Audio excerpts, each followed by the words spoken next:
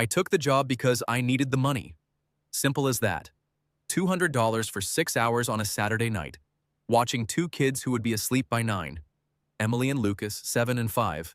Their parents were going to a charity gala, wouldn't be back until 2 in the morning. It sounded too easy.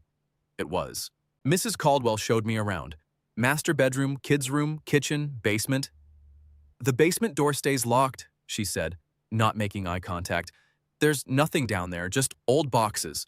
But the lock is finicky, and I don't want the kids wandering down and getting stuck." I nodded, wrote it down. She said it twice more before she left. I should have asked why. The kids were angels. Emily showed me her doll collection, arranged meticulously on her bed in a perfect circle.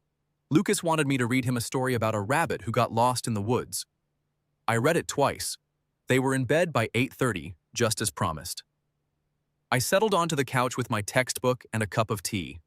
That's when I heard the first thump. It came from the basement. A single heavy thump, like someone had dropped a sack of potatoes. I froze, listening. Nothing else?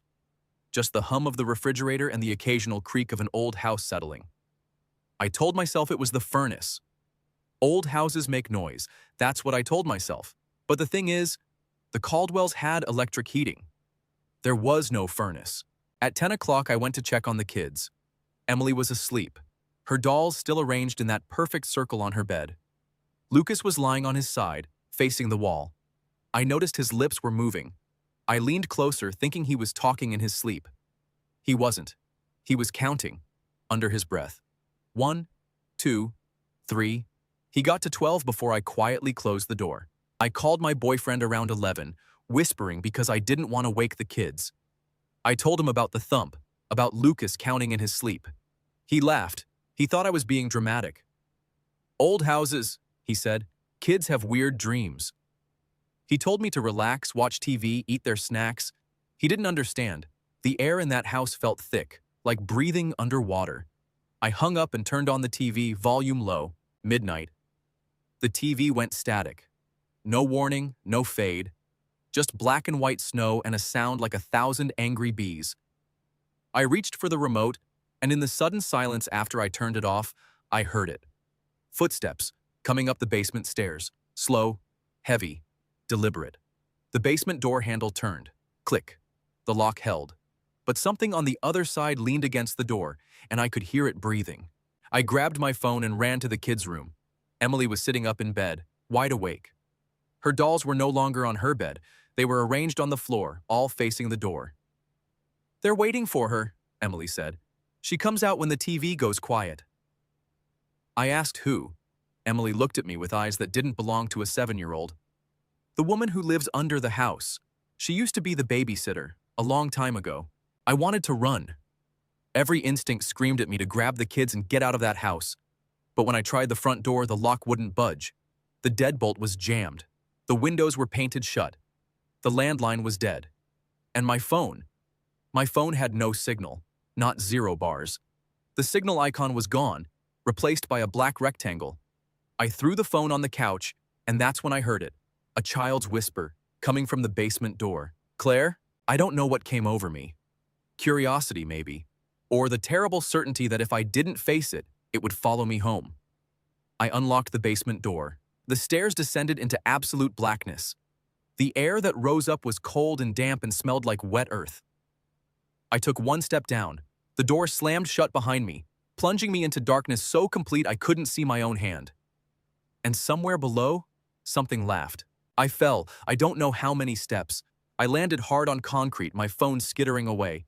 The screen flickered to life, 1 bar. I grabbed it, shined the light around, and wished I hadn't. The basement wasn't a basement.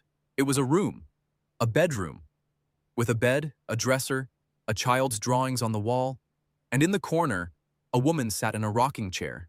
She was wearing a dress from the 1970s.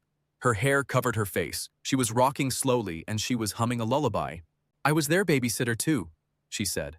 Her voice was dry, like dead leaves. "In 1978, the Caldwells, the grandparents, they hired me for the weekend. I made the mistake of checking the basement when I heard a noise. I've been here ever since." She stood up, and I saw that her feet didn't quite touch the ground. She floated an inch above the floor. The house doesn't like babysitters, she said. It collects them. I ran. I don't remember climbing the stairs. I just remember being in the hallway, the kids' room door in front of me. I burst inside. The dolls were all facing me now. All of them. And Lucas was sitting on his bed, not counting anymore. He was staring at the closet door, which was slowly sliding open. "She brought a friend," Emily whispered. From inside the closet, I heard the same dry, dead leaf voice. "Hello, Claire. Welcome home." The front door opened by itself. I don't know why. Maybe the house was done with me, or maybe I passed some kind of test by going into the basement and coming back out. I grabbed Emily with one hand and Lucas with the other, and I ran. We made it to the front yard. The street was quiet, normal, bathed in moonlight. I looked back at the house. Every window was dark. But in the basement window, I saw a face, pale, smiling, and behind her another face, smaller, fresher. The police found nothing. The basement was full of boxes, just like Mrs. Caldwell had said. No bedroom, no rocking chair, no drawings. They called me hysterical, said I had a panic attack. But Mrs. Caldwell knew. I saw it in her eyes when she came home. The fear of someone who had been caught. She's never hired another babysitter. I heard she pays her neighbor's teenage daughter to check on the house instead. The girl refuses to go inside. She says the house talks to her in her dreams. It says the same thing every time. It says there's always room for one more babysitter.